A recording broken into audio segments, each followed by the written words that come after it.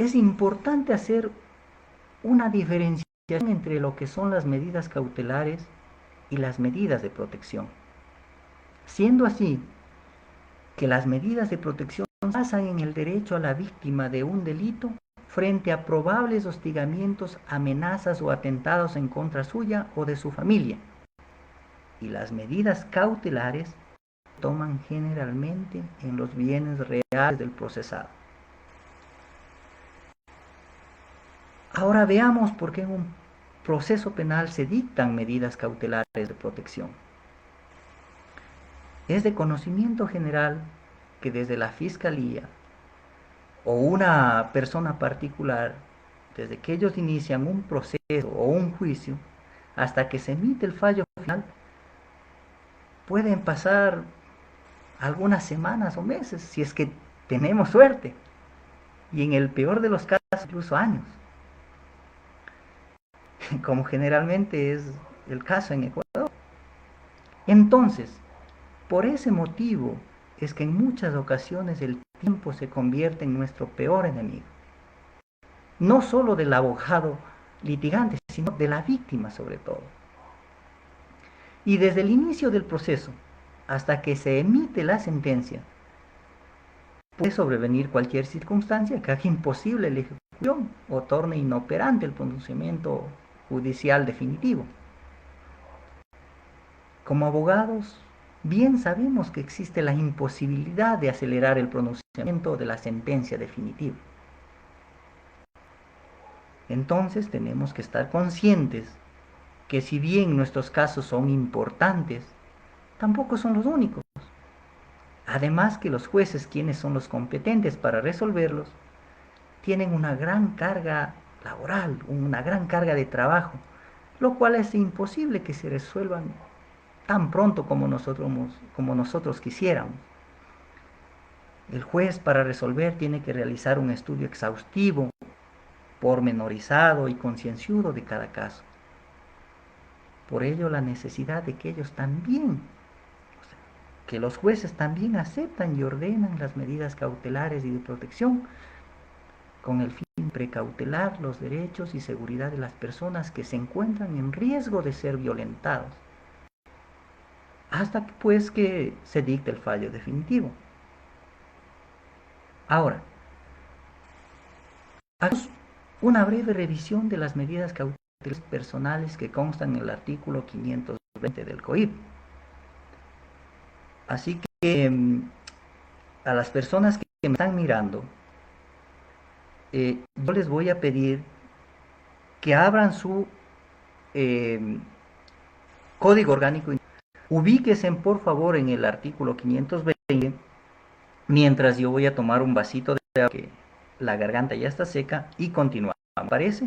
Con eso vamos revisando conjuntamente y pues los conceptos de las medidas que constan en el artículo 520 del código. Permiso.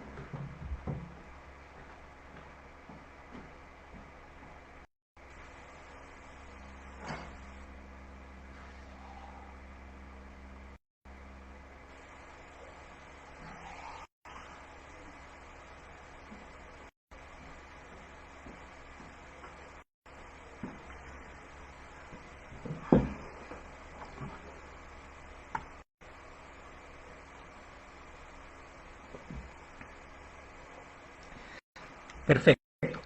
Espero que ya estemos todos. La primera disposición es la prohibición de ausentarse del país.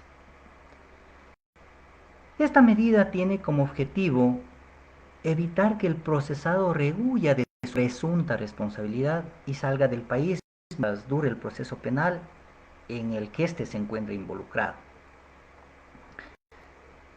La segunda es la obligación de presentarse periódicamente ante el lado del juzgador que conoce el proceso o ante la autoridad o institución que designe, que designe el juez, ¿no? El juez de garantías penales puede ordenar que el procesado se presente de manera periódica a su despacho o ante una autoridad designada por el mismo juez.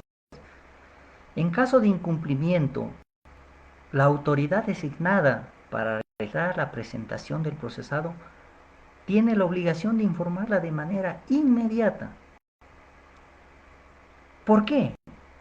Porque si es que el procesado no cumple, se presume que durante ese tiempo pudo haberse fugado.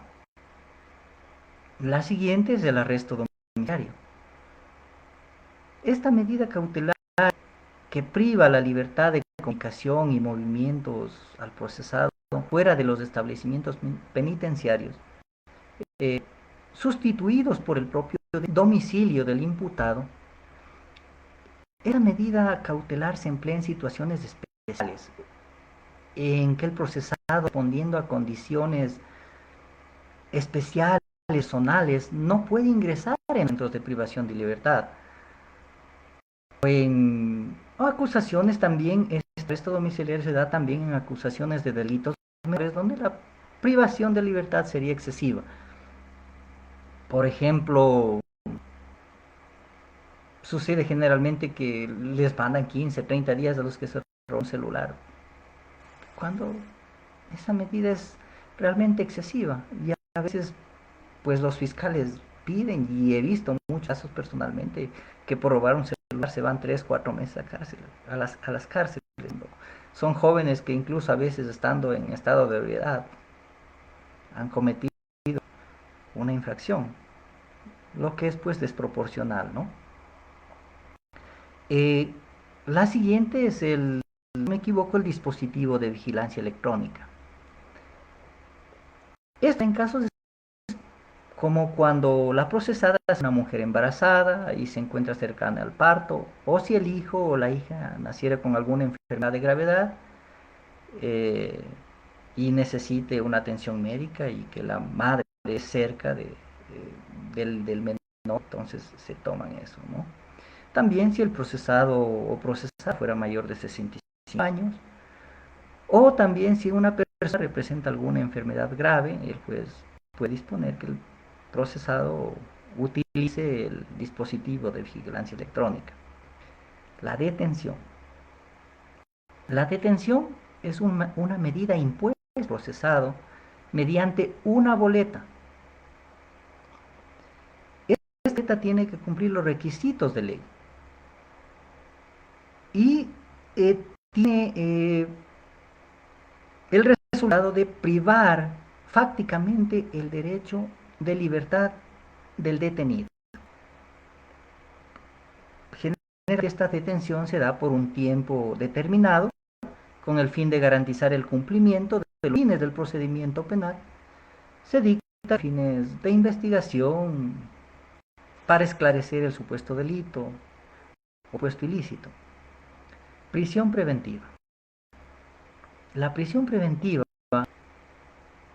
se da en caso de que el fiscal evidencie ante el juez elementos de comisión e indicios que justifiquen que la prisión preventiva es necesaria. Le recalco, la prisión preventiva solo debe darse en caso de que el fiscal presente evidencia cierta,